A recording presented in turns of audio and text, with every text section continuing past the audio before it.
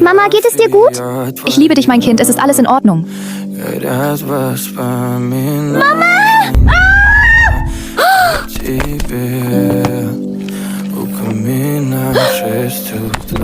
Mama, warte, ich finde dich ein Heilmittel. Wo sollten wir jetzt diese weiße Schlange suchen?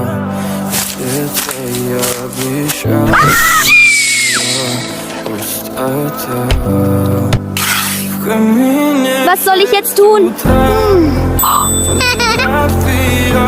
Meine Mutter wartet auf mich. Ich muss unbedingt das Heilmittel finden.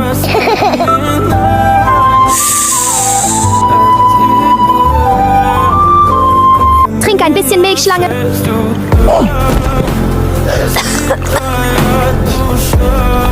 Mama, trink schnell die Medizin. Mama, es tut mir leid.